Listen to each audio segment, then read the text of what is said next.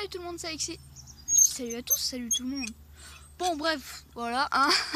On va pas chicaner sur l'intro. Donc salut à tous, c'est Alexis, on se retrouve pour une nouvelle vidéo. Aujourd'hui on va parler... Ah, ce bruit de grincement. Et oui, d'une cible de tir que j'utilise très souvent, même tout le temps. Alors c'est parti, on va la regarder de plus près. Alors cette cible a 6 plateaux. Alors ces plateaux sont en fer. Ils sont bien épais et n'ayez pas peur, vous n'allez pas le casser au premier tour, au premier tir. Là comme vous voyez ils sont assez utilisés, hein. Le gros, le moyen, le petit, même le tout petit, hein. J'en ai mis quelques-uns quand même, hein. Alors avec la carabine à plomb je trouve que ces cibles c'est nickel parce que déjà ça va bouger, ça fait des tours complets. Alors le petit n'en parlons pas, il fait que faire des tours quand il tire la carabine à plomb. Moi je peux tirer avec ça jusque du tir de courte jusqu'à longue distance, c'est-à-dire pour moi longue distance à la carabine à plomb, carabine à air comprimé, c'est du 100 mètres. Après au-delà des 100 mètres ça devient impossible à tirer. Moi je vous conseille vraiment jusqu'à 50 mètres, je trouve que c'est un pur bonheur d'essayer de tirer à 50 mètres. Vraiment on voit la cible, on tire et 2 secondes après on entend le péon où on voit bouger la cible qui fait comme ça. Clairement comme vous pouvez voir ça laisse des taches, enfin plutôt ça enlève la peinture ou ça laisse des marques de plomb, ça dépend. Et c'est plutôt ce côté qui laisse des marques de plomb comme vous pouvez le voir. Et vraiment j'affectionne beaucoup ces cibles, elles font le péant quand on les touche et elles bougent.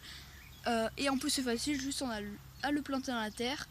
Voilà, pas grand chose à dire sur cette cible mais vraiment je vous l'ai dit, j'affectionne particulièrement, donc je voulais le faire. Et tant qu'on reste dans le tir, autant bien y rester en faisant des trucs sur les cibles.